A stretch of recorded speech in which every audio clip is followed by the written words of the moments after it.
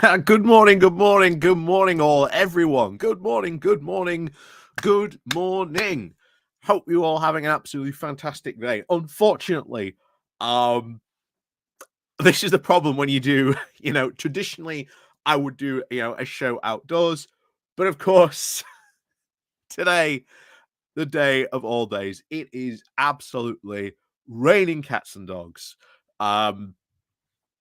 I can't really do an outside show today at all, unfortunately. But those are the constraints when you do a show that's pretty much linked to outdoors. So we're doing a good morning walk indoors today. So hope you're going to enjoy all this as well. But good morning, good morning, good morning. Welcome, welcome, welcome. Pull up a chair, pull up your coffees, get your breakfast ready. I've just had my breakfast. Oh, I'm going all a bit northern now. But good morning, everyone. Like I say, in chat today, we've got Craig, good morning to you. Paul Martin, good morning to you. Dave W, good morning to you. Cathal OG, good morning to you. Nicholas, good morning to you. Charles, good morning to you. Patrick, good morning to you. Richard, good morning to you. Loki's children, good morning to you. Mike Fletcher, good morning to you. Yeah, Yvonne, good morning to you as well. Like I say, good morning, good morning, good morning, everyone. Like I've said, we'll always start, hit the like, hit the share button, get more people in, tell more people that we're going. Stephanie Wilson, good morning to you as well. Good morning, everyone. So, good morning, Mike, as well. Good morning to you, Mike. Yeah, cats and dogs are we in Springfield? No, that is a true Yorkshire saying. Oh, it's true Yorkshire saying. It's raining cats and dogs. John Clements, good morning to you. I assume that it's completely damp there. Good morning. Yes, it is damp. Is a fine. It's probably a bit of a less accurate word. As Quark once said on Deep Space Nine, it's glemoning out there. For you Deep Space Nine fans. But oh boy, are we ready to talk about mountains out of molehills? Because obviously, Keir Starmer's been accepting gifts. Now, let's put on the record straight away.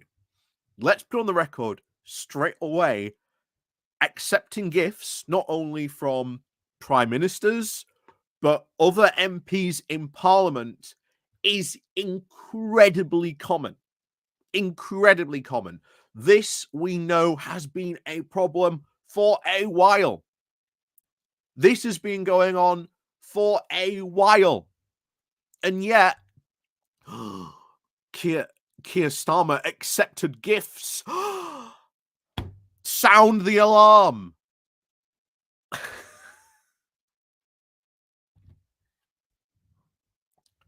I'm sorry, mountain out of molehills. Now, you can say, and I think, again, it is wrong for MPs to accept gifts, but this has been something that has been like this all the time. This has been ongoing.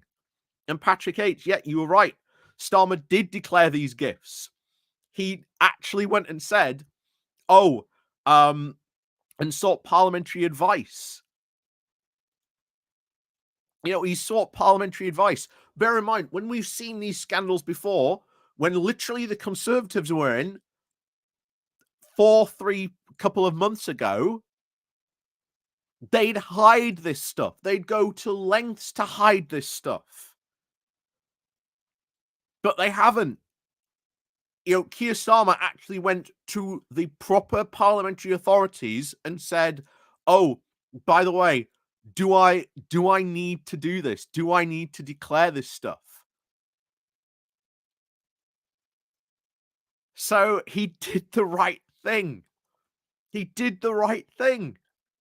And yet, everyone has been after Starmer. Everyone has been after Starmer this week. And I think it is exactly non-story. Non-story. Exactly. Yeah. Locust children. Yeah. Starmer did the right thing. He declared the items. He declared the items. He didn't go out of his way to hide them or anything like that. And he sought proper advice from all these people. And bear in mind, the Arsenal box thing, oh yeah, I can't sit in the stands because that's, a security threat. He's not wrong. He's not wrong. He is now the prime minister. He is leader of the opposition. Of course, he is going to be a target. Do people not think about that? Do people not consider that for a second? And bear in mind, here's something I want to put in perspective as well. Because this was doing the rounds on Threads yesterday. This was doing the rounds on Threads. So, Sky News, this came from Westminster accounts in 2024. Starmer has accepted over £24,000 worth of gifts. Right? Top one, Robert Jerrick. Top person receiving the most amount of gifts, Robert Jerrick. Number 2, Kimmy Badnock. Number 3, Priti Patel. Number 4, Adrian Ramsey. Number 5, Sid Berry. Number 6. I hope all the lefties are listening to this, because you should be asking, why Carla Denyer has been receiving that amount of gifts. Where's all the stories from the Greens and and all the people on the left suddenly, criticizing the government? Again, they're not. I've said this before on a couple of times. Watch out for lefties who just go pure opposition brain, who just go, we hate the government. We hate the government. We have a change of government. And then they go, we hate the government. We hate the government.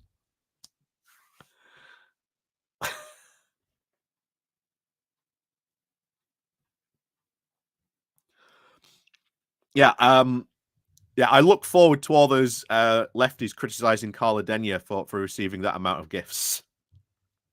Not going to happen. Angus MacDonald, number 7, and then number 8, Mike Martin.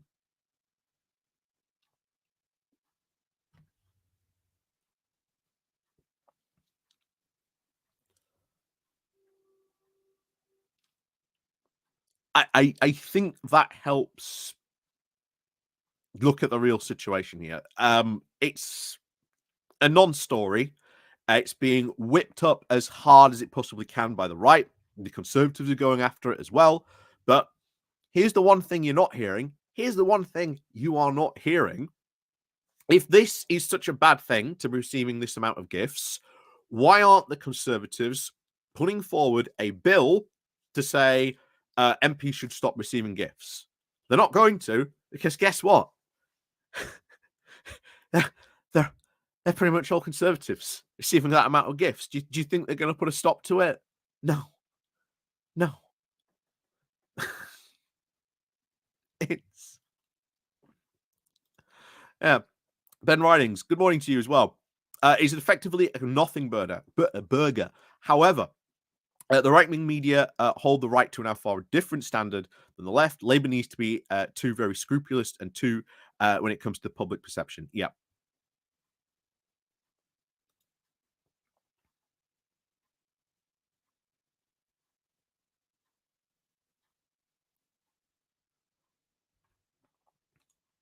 Yeah. I'm sorry at that point. There's, if you're going to call out Starmer for receiving gifts, why aren't you calling out all the rest of the people receiving gifts as well?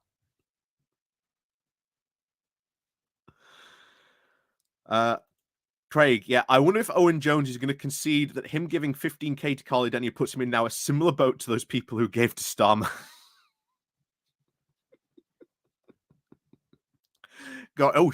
Shall we take a look at the parliamentary declarations of Carly Denyer? Let's have a look.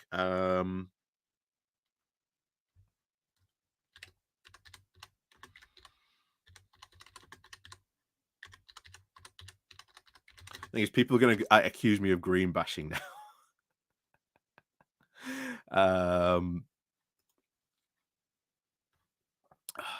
Trying to find it now.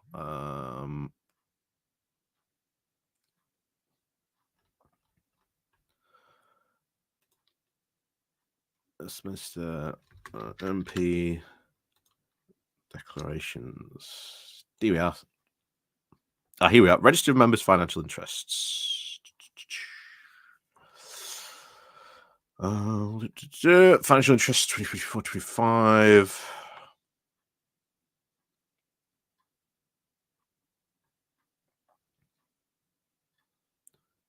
PDF version.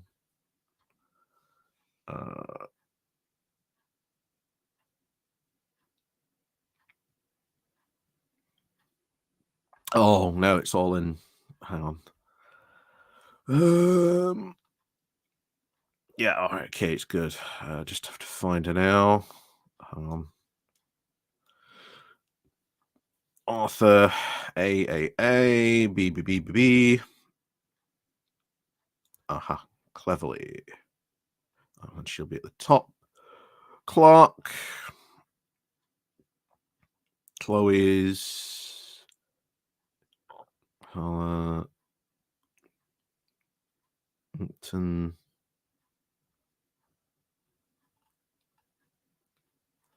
Chambers. Chabrina. Chadwick. Carls. Michael Carling.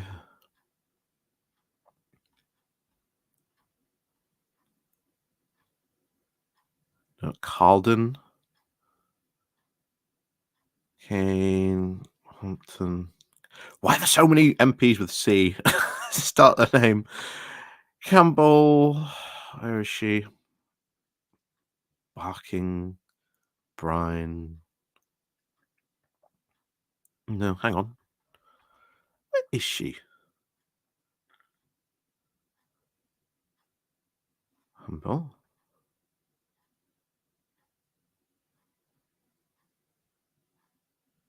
Oh. No, Liverpool, that's not her.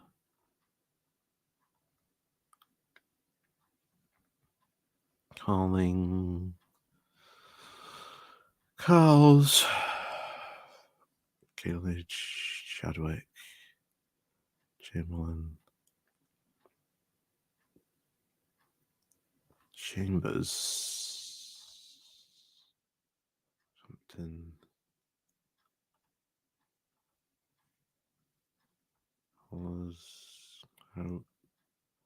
Close. Clark. Cleverly. Clifton. Clocking. Yeah. Coleman. Collier. Is Collins. Colin.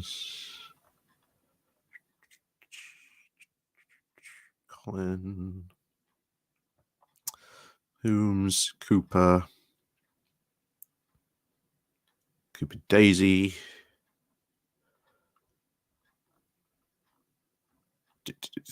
Cooper again. Cooper Vet. Corbyn Jeremy. Yeah, we can have a look at Jeremy Corbyn's if you want. Oh, what's all this?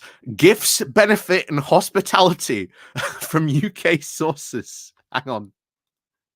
Let's have a look at Jeremy Corbyn's. Let's have a look at Jeremy Corbyn's expenses and gifts he's received.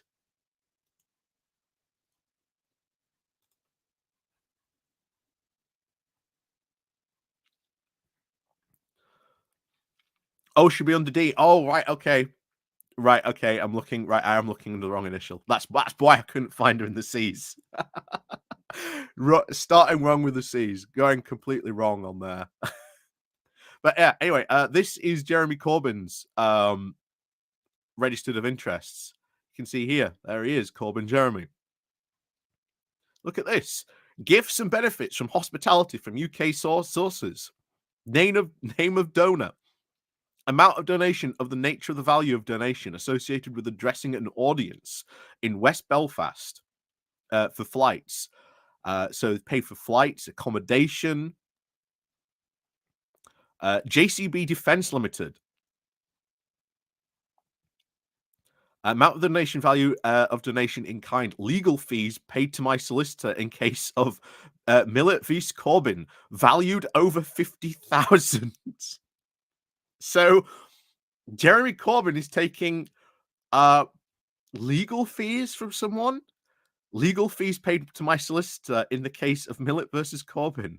I've never even known of that. That's a legal case I've first time hearing about.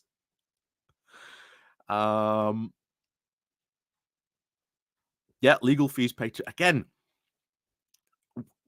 I've got to look into this. Millet versus Corbyn. What is this? What's been going on here? Google search Millet versus Corbyn.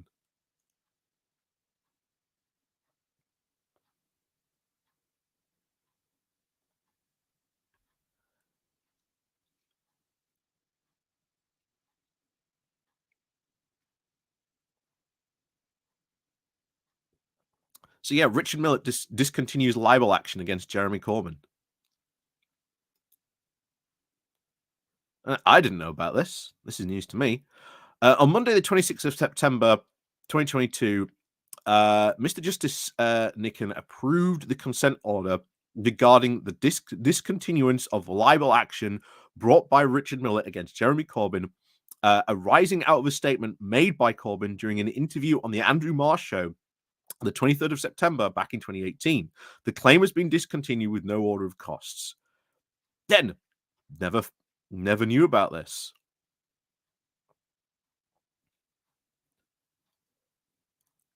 Neither party would make any comment about the case.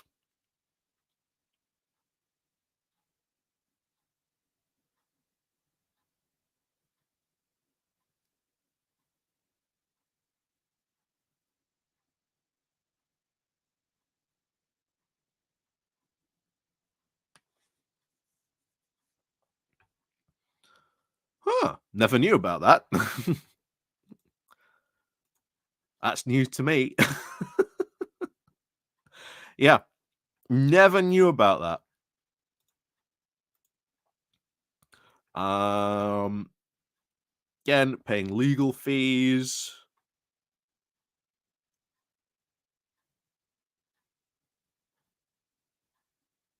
Legal fees. Again, JB Defense. Legal fees.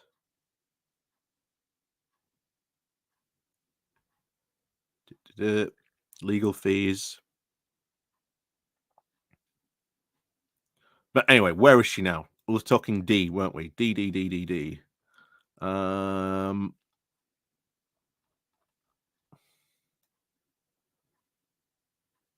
I'll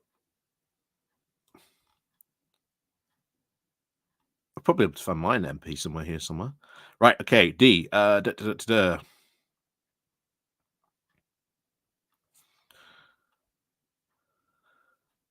Darling.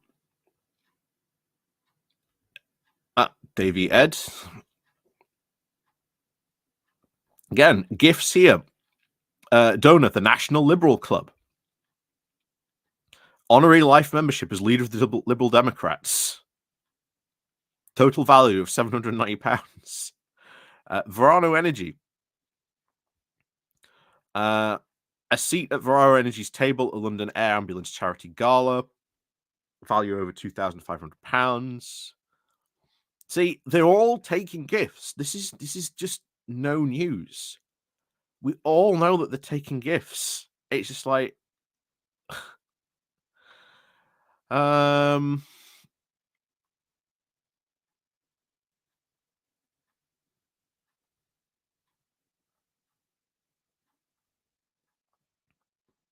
Dean. There we are.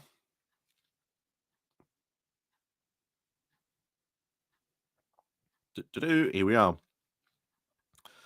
Right.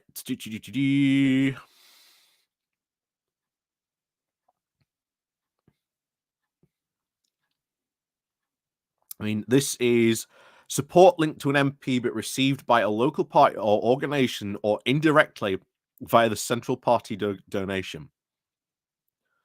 John Pemberton, 30,000. We Deserve Better, which I think is was that the was We Deserve Better the thing that Owen Jones had set up?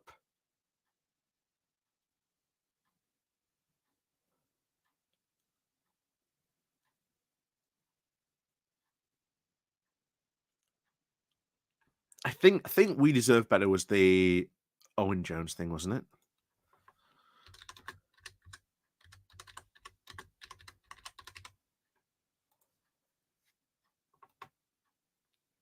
Yes, yes, it was. Yes, this is it. Yeah, the 9 left-wing MPs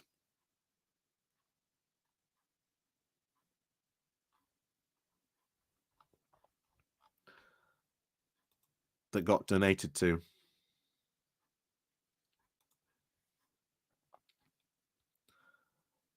So she received £15,000 from that.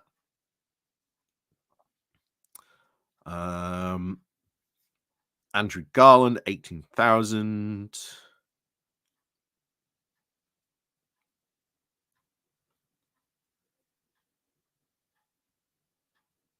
Taylor.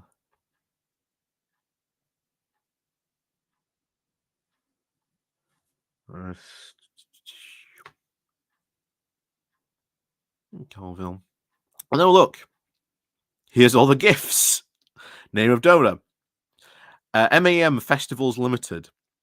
Amount the donation equates to 2 tickets to the Wilderness Festival in 2023 for me and a guest, and a £240 speaker's fee in exchange for speaking on 2 panels at the festival. ITV Broadcasting. Appearance on the ITV election debate. The BBC, again, appearance on Question Time.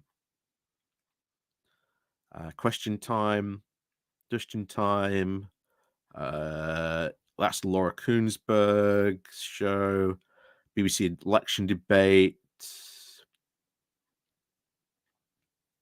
Appearance on Any Questions. Laura Koonsberg.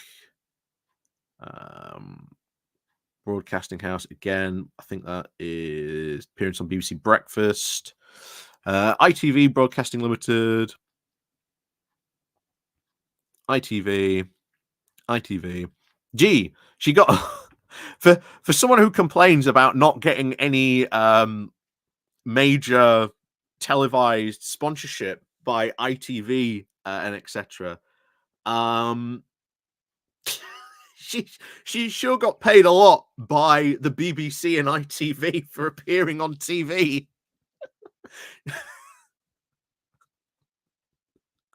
Gee, sure got paid a lot for appearing on TV, doesn't she? Anyway, let's have a look at mine, because mine should not be too far from somewhere here. Where is he? Dan Jarvis. Where is he? Let's be fair. Where is he? Oh, hang on. He'll be under J, won't he? Yeah, it'll be under J, not D's. Hang on.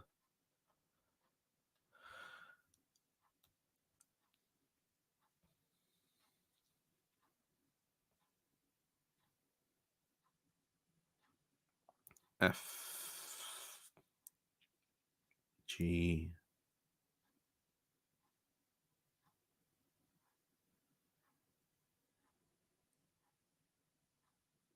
H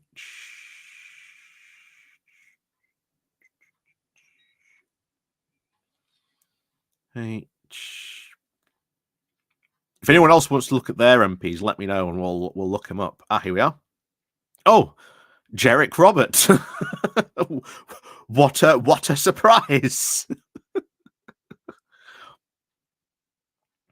Name of donor here, Quantum Pacific Corporation Limited. paid for the donation over £35,000 for campaign funding. Firefly Capital Limited. That sounds familiar for some reason. Why does Firefly Capital Limited sound familiar?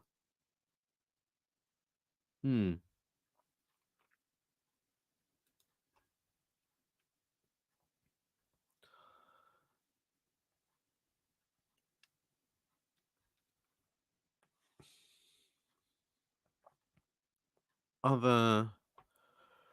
My MP should be here somewhere.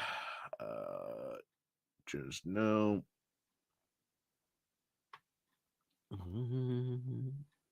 London, Derbyshire, Newport,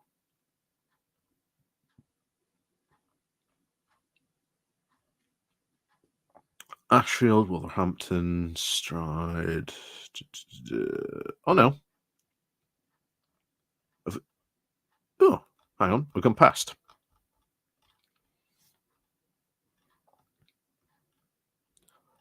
Should be here somewhere.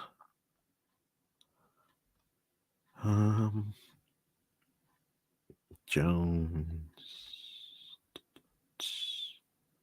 No. Bristol Northwest. Oakingham. Kingston Hull. Liverpool. Third. Newcastle on Lyme. Southwest Norfolk. Jerrick. Oh, we're all going to look at Farage's, don't we? We all want to look at Nigel Farage's. We'll look at that in a second, actually, as well. Who is? That's my MP. Dan Jarvis, Barnsley North. Don't think he... No.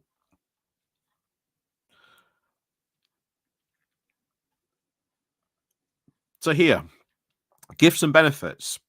So yeah, he's received stuff. So Underneath the Stars, again,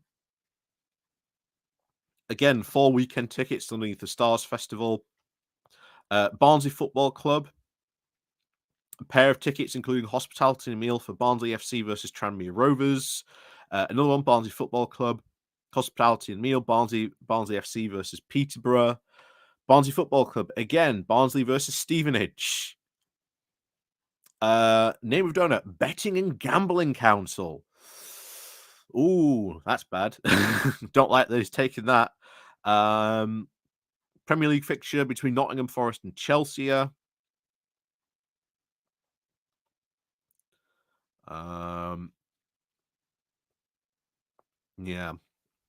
So let's look at Nigel Farage's, shall we? Let's look at Nigel Farage's. We've got to find Nigel Farage's. To be under F up here, won't it? A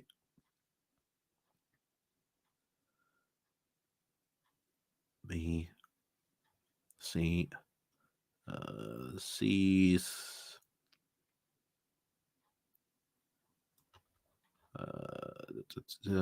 C C's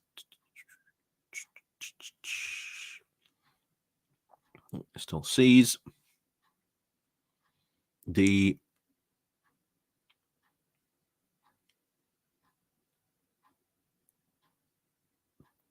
D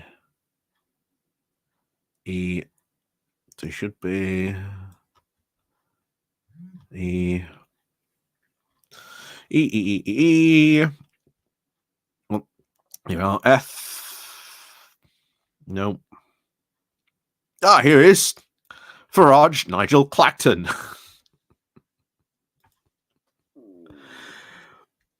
Let's have a gander. Let's have a gander at all this.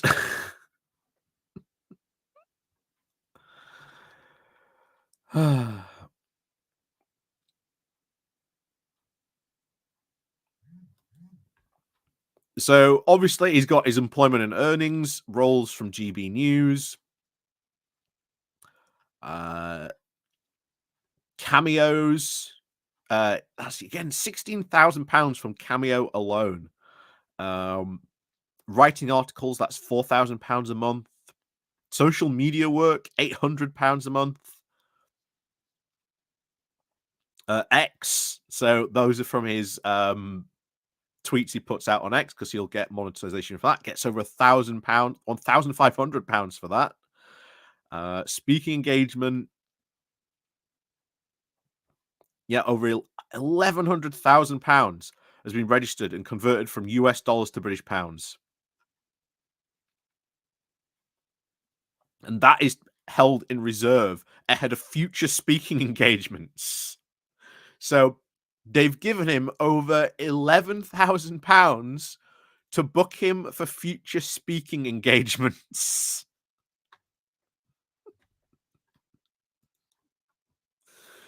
Um, Gifts, benefits, and hospitality from UK sources. 2 ringside seats for Derek Chaucer versus Joe Joyce. The Trice Awards. I was nominated and won News Presenter of the Year, which is his own award ceremony he runs to give him that. Press Gazette lid. Finalist tickets to the 2023 Journalist Awards. I was nominated for Scoop of the Year. Who would nominate Nigel Farage for Scoop of the Year? Sorry, what scoop? What scoop has Nigel Farage actually had? I don't think he scooped anyone as far as I was aware.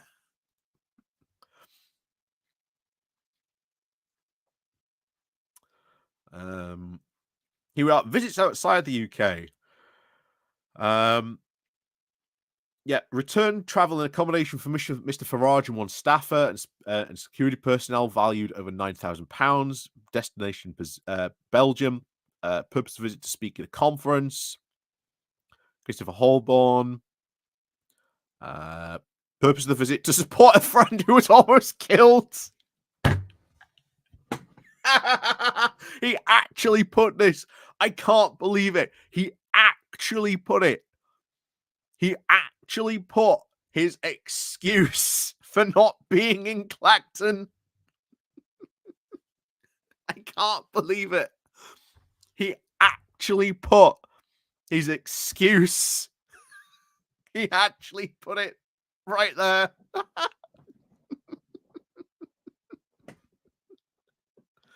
To support a friend who was almost killed. To represent Clacton on the world stage. I generally cannot believe he actually put that in his actual parliamentary destination. And guess what? He never even met Donald. His friend gave him the cold shoulder. His friend gave him the cold shoulder.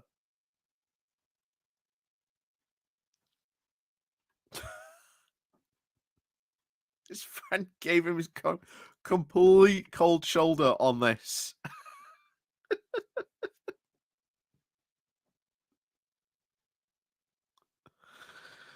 Oh, I can't believe he actually put that. Yeah, Ben Riding's I Can. Yeah. Oh. Yeah, the question is, will GOP members actually start visiting Clacton? No one's going to come to Clacton. Do you honestly think Donald Trump or any of these people are going to go to Clacton? No. not in a month of Sundays. Not in a month of Sundays. Land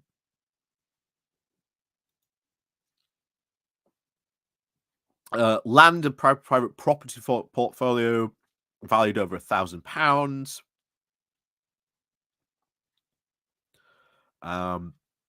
Residential property, another residential property. Also now apparently looking for a property in Clacton.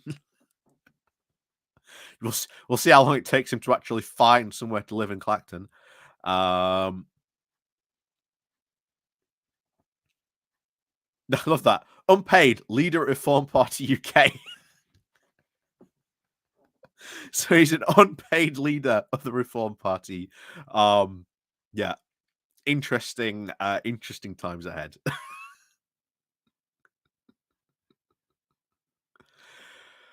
Oh dear. Um, oh dear. Yeah. So honestly, as you can see, people receiving gifts, MPs get this all the time. Guess what? You want to solve this? You want to solve this? Just say MPs can't receive gifts anymore. Put in a bill. Add it to the rules regarding MPs. Has anyone complaining about this said this week in any national newspapers? Not one. Not one. Because they know all the other Conservatives are receiving gifts as well. Everyone received gifts. Like it or not, just how it's played. You don't have to like it. I don't like it at all myself. That's just how things are. And if we want to change it, guess what? Put pressure on them. Make the change. We'll find out eventually what happens. I mean, Starmer, Reeves, and Rayner have already come out and said they're not going to accept donations from clothes anymore. So it's just like, okay, over, at this point. But there you go. But speaking of Farage, I wanted to go over this because I think, given the fact we are not too long away from the big rejoin march that is happening soon, I want to bring up this because I think this is well worth bringing up. Politico. Nigel Farage is right. Britain's Remainers are back. For the first time since the 2016 Brexit referendum, Britain's pro-Europeans now have the upper hand. So this is making the case of Labour for Europe that has roughly around, I think, 50 MPs as part of that grouping. And this is something I've talked about this before. MPs who speak up about Brexit issues in Parliament, speak up about this, should absolutely be praised. Write a letter to them saying thank you for saying that. Tweet at them saying excellent, good to see you saying that. Give them room to sort of say these things. That's what you've got to do. So let's get on to this, find a bit more about this. So, for successive Tory governments, the most feared parliamentary tribe was the European Research Group. Boy, was it. For the best part of a decade after the UK left the European Union, the pro-Brexit ERG was by far the most organised of the Conservative Party's multitude of sub-parliamentary groups, toppling one Prime Minister and applying constant pressure on three others. The gang now has mostly been disbanded after the obliteration of the Tory party after the 2024 election, which left the Conservatives with just 121 MPs.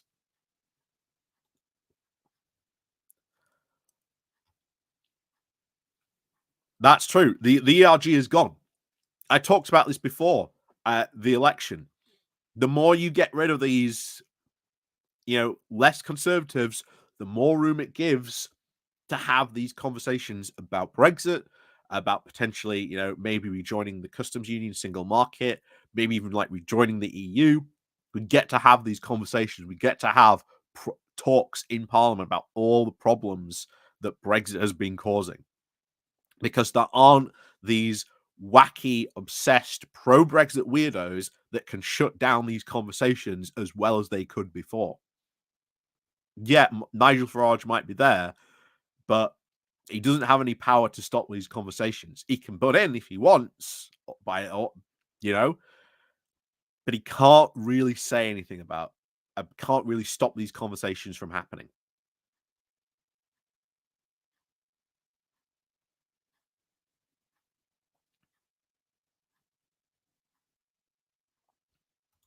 Um, Nothing can happen apart from the point to point out the downsides until the Tories decide to return or are destroyed. The EU will not want us back until the cons can take us back out again. Not likely to happen again, honestly. Not likely to happen. Um, Purely for the fact we've been out. We know what the consequences are. Overwhelmingly, you see Gen Z massively, massively wanting to return to Europe. Like the younger generations, massively pro Europe, massively pro Europe. That ain't gonna happen. Those people who are anti Europe changed, not only have changed their minds about Brexit, we see in the polls a rejoin, would win if there was a referendum. More people are turning against Brexit, seeing the downsides. The EU, by the way, would want us back. Very good book, by the way. Helps us support, uh, the Rejoin March as well. Little booklet, costs what, £4 or £5. Very good book. Key questions: the answers that prove the UK can rejoin the EU by Stay European. Very good book indeed. And guess what? Chapter 1 were called "Would the EU Have Us Back?"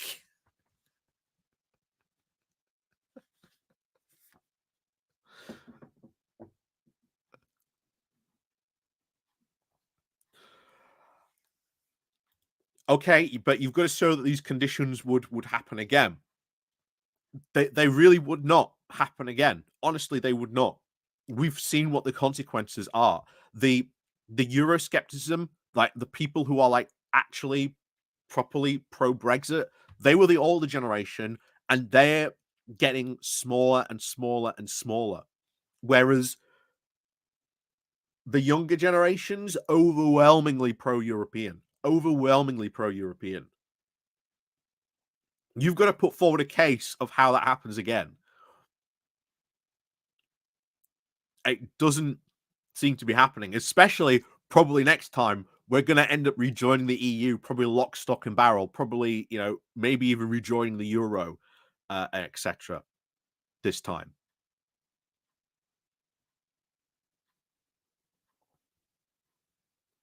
So, no, honestly, go buy this book. Like, if you don't believe that we can't rejoin the EU, Chthonic, good morning, good afternoon, whatever Canadian time it is. But go buy this book. If you don't believe me, go buy this book. Very good.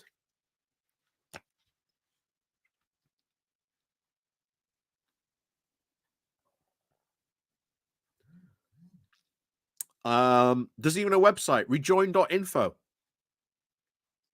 Rejoin.info, or answers all these questions.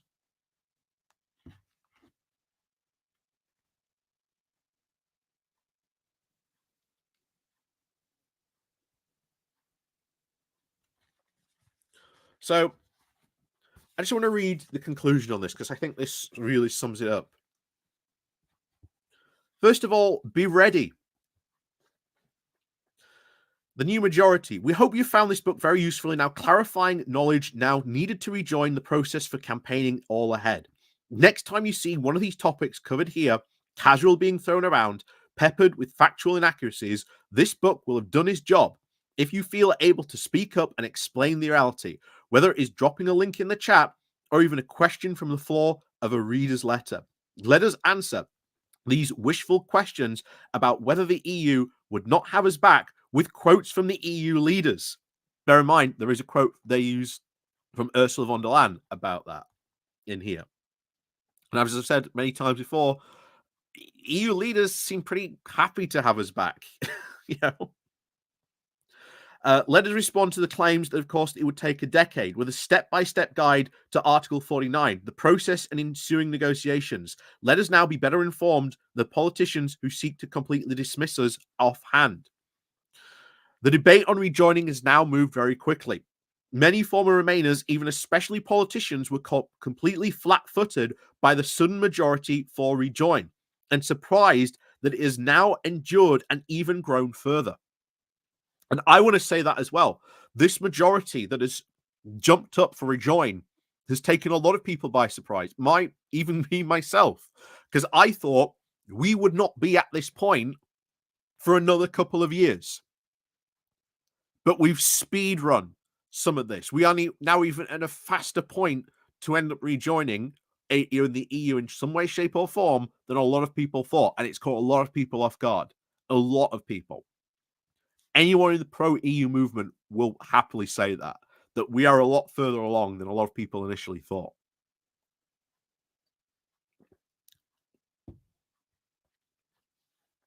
So we expect developments to continue to accelerate even this new political situation that has now been developing after the fall of the Brexit government in the 2024 general election. And there are already hopeful signs that the Westminster conspiracy of silence on Brexit is beginning to erode. New MPs are speaking out, and returning MPs are now finding new confidence on this issue. Issues that look difficult to navigate today will no doubt look very different once again in a year or two from now. Support for rejoining continues to tick up. The UK's levels alignment with the EU is gradually increasing, and political parties and positions everywhere are very slowly shifting. We believe that as this book goes to press, we are only now at the beginning of this discussion about the practicalities of rejoining. The discussion will now only get louder, more mainstream, and even more insurgent in the years to come. We already know that rejoiners are the new majority. Read, think, discuss, be ready for the day when the politics and the media finally start to act like it.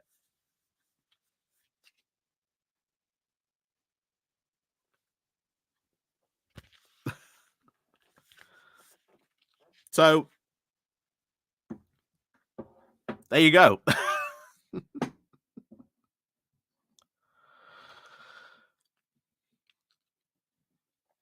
There you go. Political deals at the end of the day. Really political deals. There are 27 countries in the EU that all have to agree. I just wonder what the quid pro quos will be needed. Will Spain want a deal in Gibraltar? Spain knows it's not going to get Gibraltar back because all we have to do will, well, look, here's a referendum.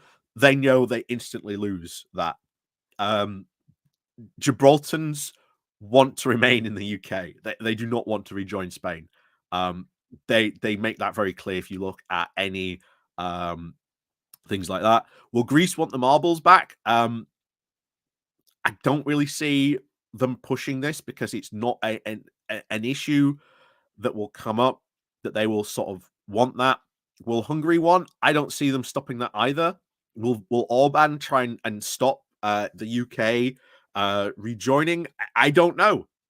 I don't know what will you are right. He might stop it in some way, but he tried to stop Ukraine from joining the Ascension Agreement. Even he had to back down from that. Although he said, "Oh, well, we'll stop them further along the way." Not really. There's a lot less roadblocks than I think people think. And again, like I say, read this because there is a section in this. Like I say, I am massively sort of pushing this today. Go get this book. If you don't, it's very good.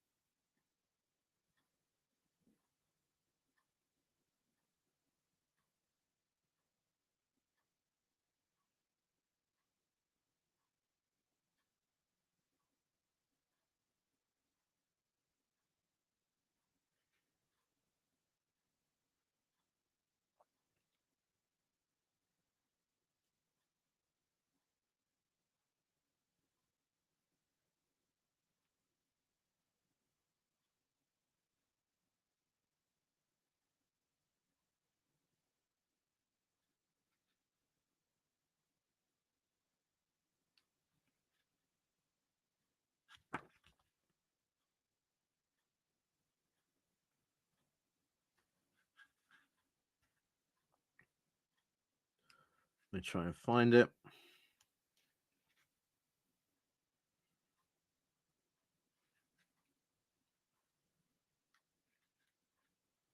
I'm sure it's here somewhere.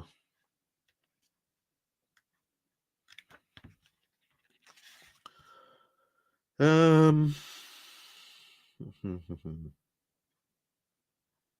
I know it's in here somewhere. Otherwise, I'm just going to send here flicking through it. But yeah, anyway, get this book. Honestly, get this book. You're supporting the Rejoin movement here in the UK.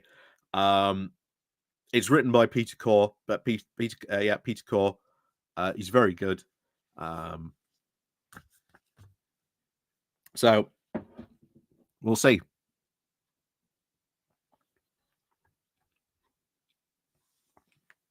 Yeah, what guarantees that the UK won't Brexit again? I think, quite frankly, reality ensures it won't happen again. You are getting a more and more pro-European youth. The a lot of young people, Gen Zs, overwhelmingly pro-European. More and more people really have seen that Brexit hasn't worked out, that it wasn't a good idea. Do you really think that people are going to fall for the same line again on the Brexit stuff? I don't think so.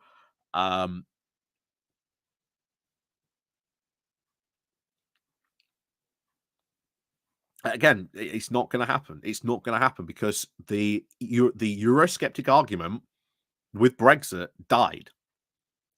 Like, Brexit and Euroscepticism died the moment we actually left officially in 2020, because none of the arguments happened. Like, none of their arguments happened. None of them came true because they were all like, you leave instant benefits. The more and more we talk about all this stuff, it will happen. Yeah. And oh yeah, bear in mind, there is a full thing here about the euro.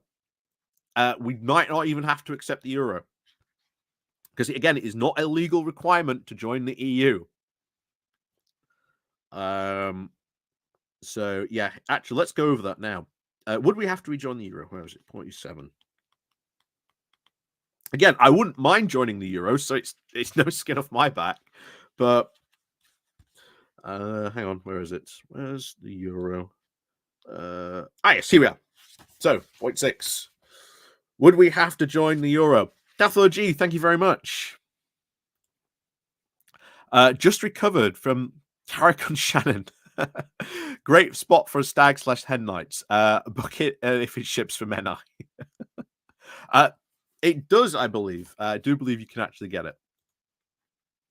But no, thank you very much, Cathlo G. So, would we have to rejoin the euro? So, the UK had an opt-out from the euro currency during its membership of the EU. If we rejoin, would we finally be made to adopt it? This is one of the favourites of the Brexiteers, because adding a requirement for euro membership noticeably reduces the support for rejoining the EU in polling.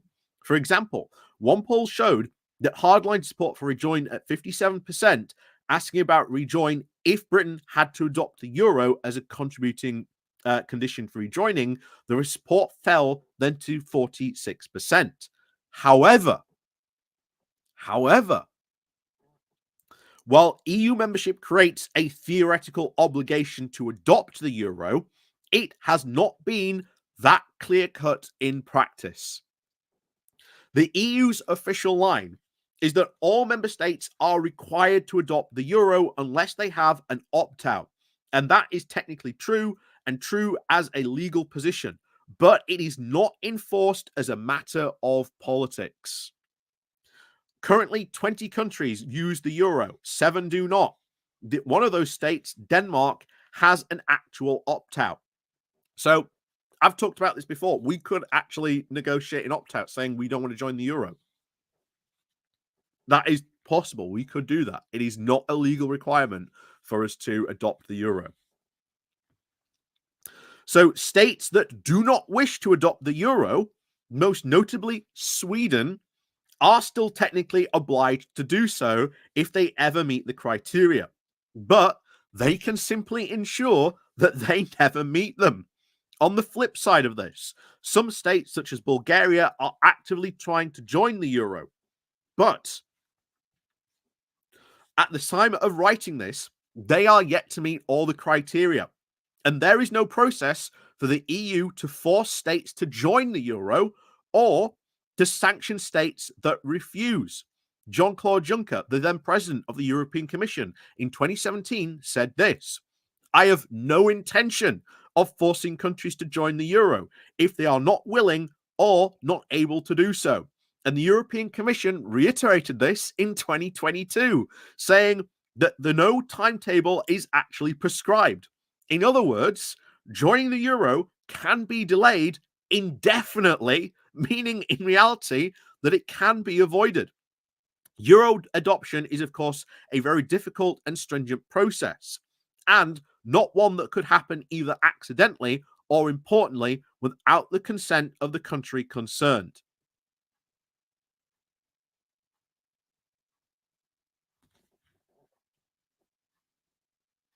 So we wouldn't have to adopt it. And like I say, it goes on. It asks about, it being sort of a political question, all this. So again, very good book. I would definitely recommend it. Definitely recommend it.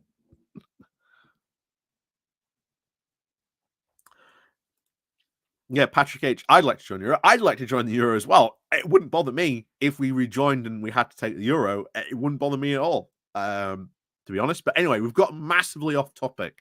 Massively off topic. We're talking about this. Let's get back to this. So where are we? Yes, talking about the European Research Group, the ERG being decimated. But now another group has fixed its sights on influencing Britain's relationship with Europe, at this time from within the Labour Party.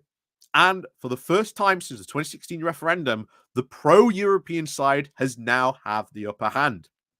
There are more supporters of Brexit in the European Parliament than I sense there are in this UK Parliament of 2024. The leading Brexiteer, Nigel Farage, said in his maiden speech in the House of Commons, "This is very much a Remainers' Parliament. I suspect in many cases it is really a Rejoiners' Parliament." Labour's benches are stuffed with ardent Remainers, including many who campaigned for a second EU referendum in 2019 amid the Brexit deadlock. As a result, for the first time in 14 years, Britain's Prime Minister will not face internal party pressure from Eurosceptic policies. Instead, Starmer will now feel the heat to bring the UK into an ever closer post-Brexit union with the EU.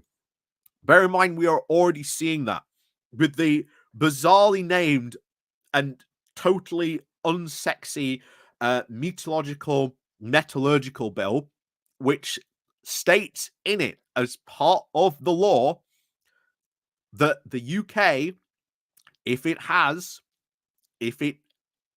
industries asked for it, which they will, if the industries say that they want to align closely with the EU, then guess what? The government will do that. Guess what? Most UK businesses and UK industries want. They want alignment with EU standards, rules, and regulations.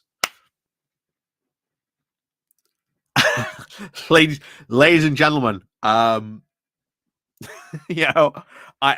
said it many times before. We are on a path back to rejoining the EU. In some way, shape, or form, we are on a path back. It is not a matter of if, it is when. It is when. So while the Prime Minister has promised to reset promised an EU reset many times, as well as closer trading and security relationships with the bloc, it is becoming clear his plans may not satisfy many Labour MPs. And bear in mind, while this EU reset, I am really happy with this reset. It has really gone to show that yes, a lot of EU countries don't have a problem with the UK, as many people like to say. He's gone around. He's done that whole charm offensive, saying, "Hey, let's work together on this, this, and this." That's pretty good. The defense pact potentially being signed with Germany next year. Two of the EU's biggest defense spenders, us and Germany, working together to also help fund Ukraine, gonna be pretty important. Gonna be pretty important, especially if Donald Trump wins. And trust me, if Donald Trump wins, you're going to find the UK also suddenly becomes incredibly cozy with Europe. Incredibly cozy with Europe. But of course, I hope Donald Trump doesn't win. But if Trump wins, a bizarre fact of just political expediency will happen. We will become a lot more closer with Europe. A lot more closer with that. Yvonne, good evening. We'll see you later. Like I say, we're going to sort of do this article and then we'll wrap up ourselves. But like I say, thank you very much, everyone, coming today. Like I say, please do help support the channel. Click the like, click the share button. Links down below, Patreon page, buy me a coffee link, the YouTube thank you button. You can super chat, etc. All that good stuff. But as always, thank you very much to everyone who does help support the channel. Oh, Larry the Cat, good evening, good morning to you. Like I say, good morning to anyone else if I've missed you or anything like that. Good morning, good morning.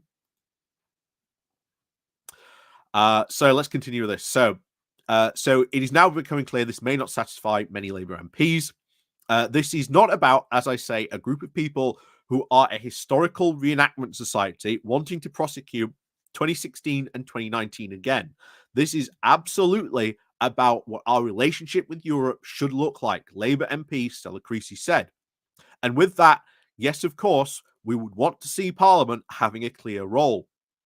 So Creasy now is the leader of the Labour Movement for Europe, which boasts more than 120 MPs and peers amongst its ranks.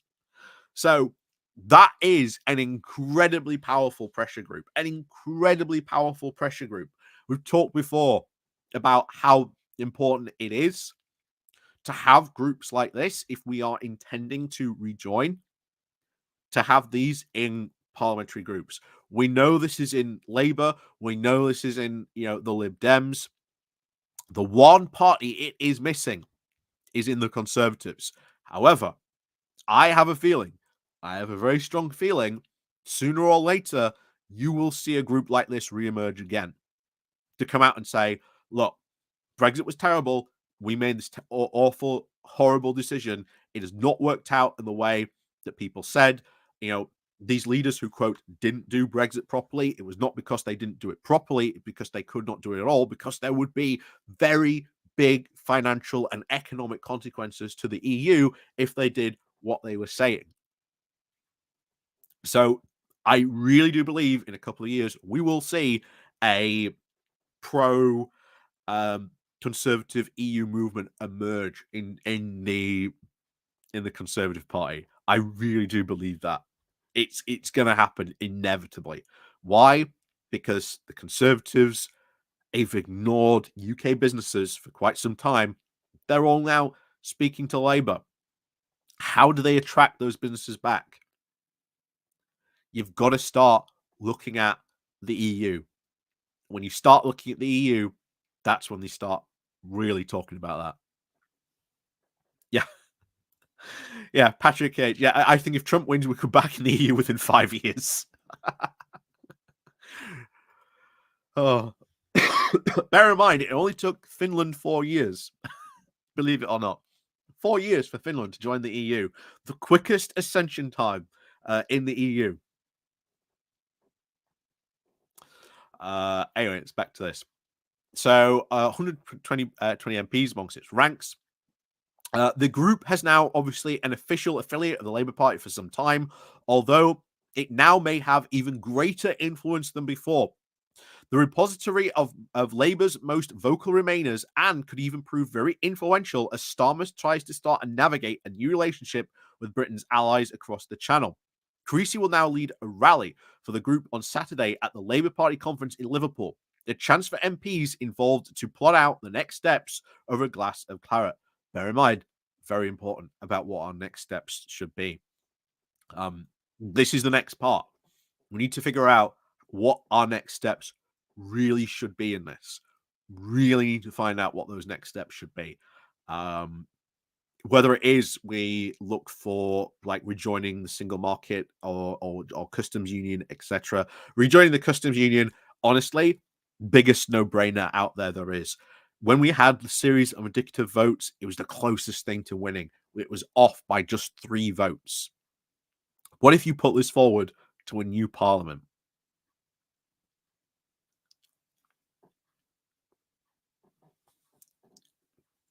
Could it happen? Possibly. Would help solve a lot of the problems that we're facing. And then, of course, once you're just back in, you just steadily just roll up the ramp again. And Nigel Farage will, of course, be crying and screaming about, we're rejoining the EU. But we've done Brexit. We've tried it. Hasn't worked. You know, that block, that Brexiteer block, isn't as strong as it once was. It's been fractured beyond belief. Fractured beyond belief. Doesn't exist before. You can see it on the polls. So very different landscape from 2016.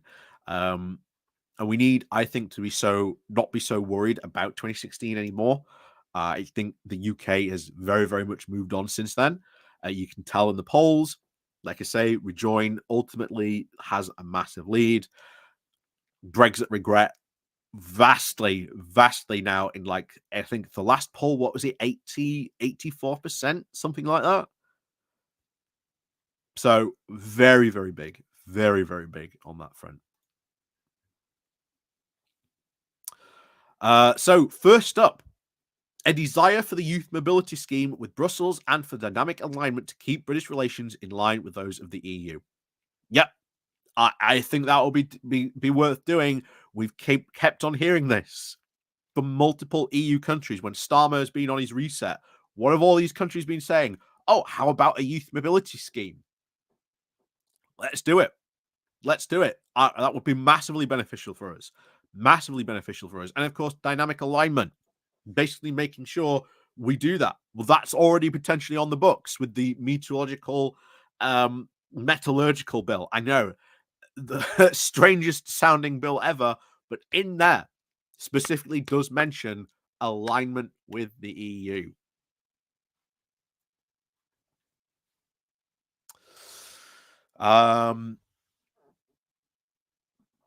So first of all, a youth mobility deal, which Britain already has with countries of Australia and New Zealand. This would allow young EU citizens to live and work in Britain for a certain duration. The reverse would also be true, with young Brits being given now expanding working rights within the EU. Starmer refused to rule out, of course, the prospect during a press conference with German Chancellor Olaf Scholz. Guess what? Starmer's going to have put pressure on him very quickly. Politico also reported back in July the Germans are obviously particularly keen on this kind of arrangement, along with a series of other treaties to bring the UK closer to the EU.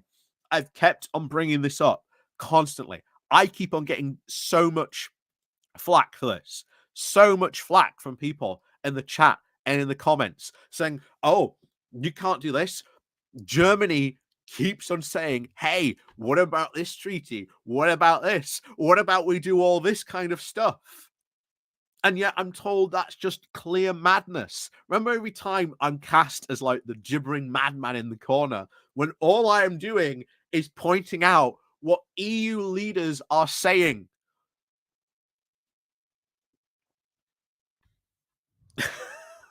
Just, I'm proved more often right by time than I am by anything else.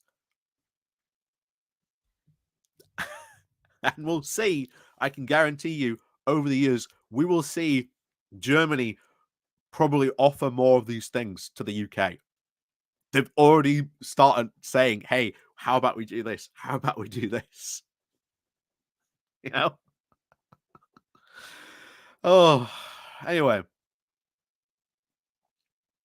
However, one EU official obviously told Politico that there appeared to be very little appetite within the new British government for such a deal behind closed doors.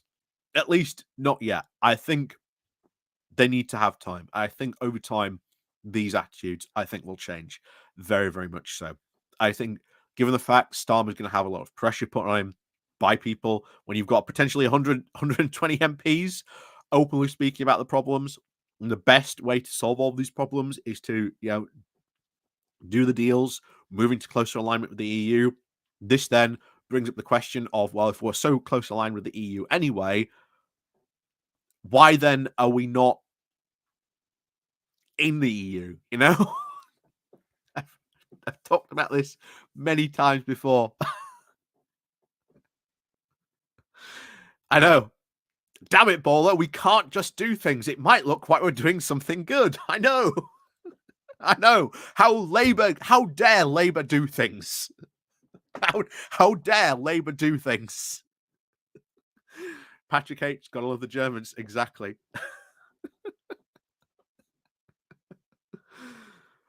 Oh.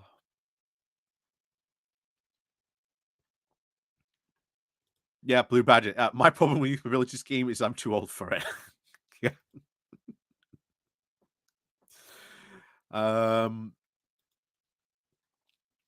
So where are we? So yes, they said, of course, then Home Secretary Yvette Cooper was extremely negative when the youth mobility scheme was raised in meetings before the election. This, however, likely flows from the concern about the political impact of higher immigration into the UK, particularly after the stunning rise of Farage's Reform Party in the recent elections. However, Creasy said Starmer should ignore these warnings and plow ahead with a deal. She said it was unreasonable. So what is unreasonable is trying to conflate a youth mobility scheme with immigration, because it is a very different scheme. It is not freedom of movement. It is not unlimited, she said. Do they say this about the Canadians or the Australians or even the New Zealanders? This is not a new idea. These are our now closest neighbours. While Labour has, of course, ruled out rejoining the EU's customs and single market, some of the MPs do believe the UK should be set on a long-term path towards these goals. However, after such a decisive electoral win, Starmer does not need to worry about backbench rebellions for now. Have you seen the size of our 174-seat majority? I don't think so. But number 10 will be concerned, said one Labour minister said. But I do think it's true that because we are in such a multipolar political world now, that MPs will pull in very different directions over the next 5 years, depending on their constituency. Again, that is true. Starmer does have a very large majority. Probably for his first 2 years, he's not going to have, I'd say, any real significant rebellions. I know there's all this stuff about the winter fuel allowance. I know there's the whole Unite stuff happening as well this weekend. We'll see what happens there. But I've said before, this thing needs to be means tested. There are a lot of pensioners who get this allowance, really don't need it. And you can have an argument about where the line should fall. You can absolutely have an argument about where this line should fall, where that means testing should be. But the fact is, you are now seeing a lot of people accepting that means testing should be a thing. And the argument really that should be having now, is, which I don't think you see, is where should that line fall?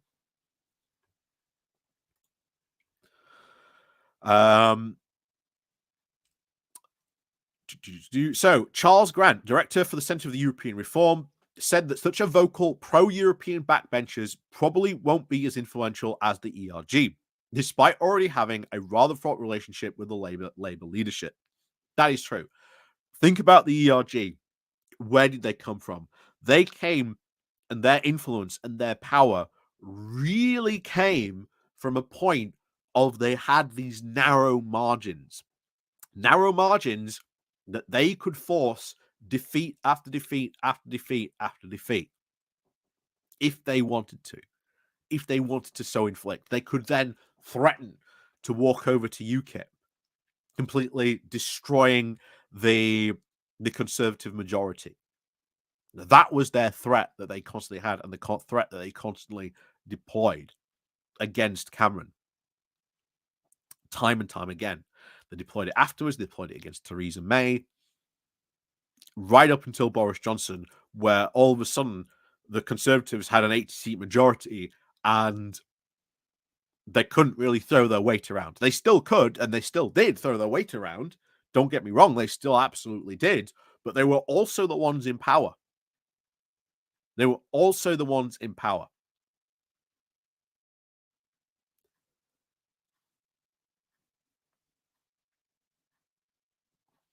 So we'll see where this comes from. Well, we'll see what happens, of course. But I think the budget is going to be interesting. I think the budget is going to be the big one, and that's going to be in October. That is going to be easily what happens in October.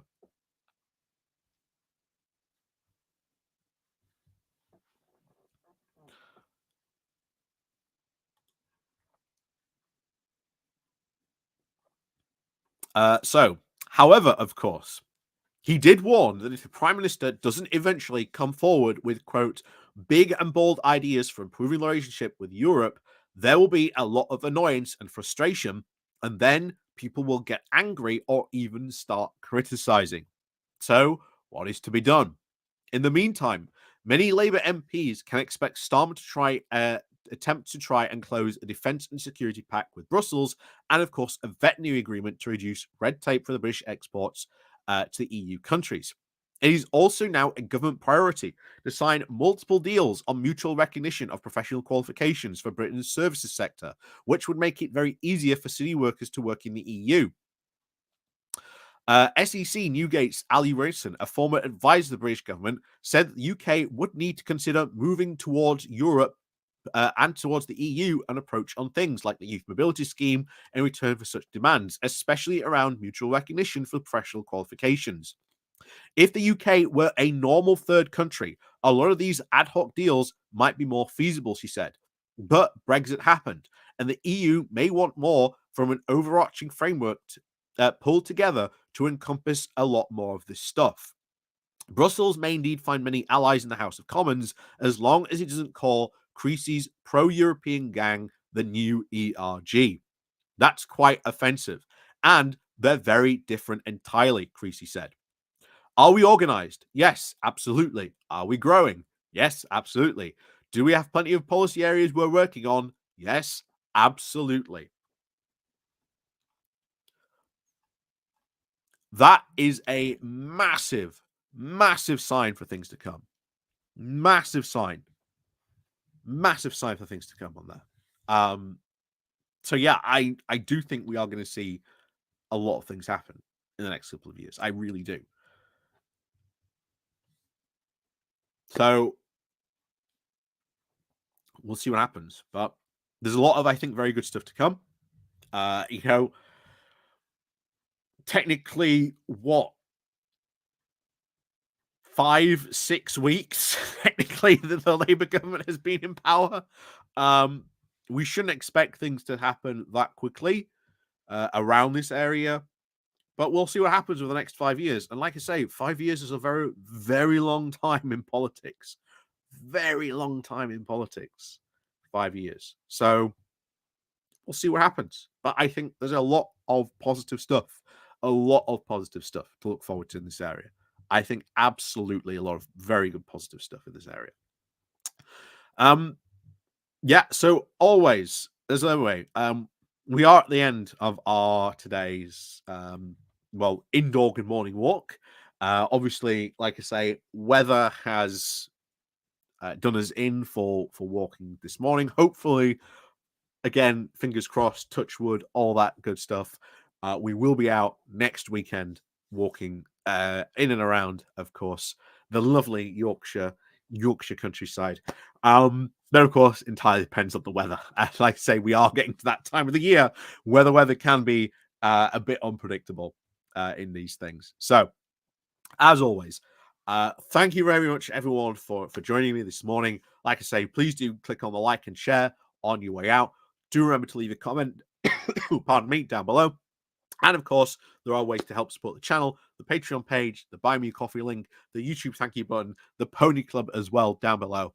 All that good stuff. Thank you very much for all the people who do help support the channel that way. Even if you do, just click the like and share button.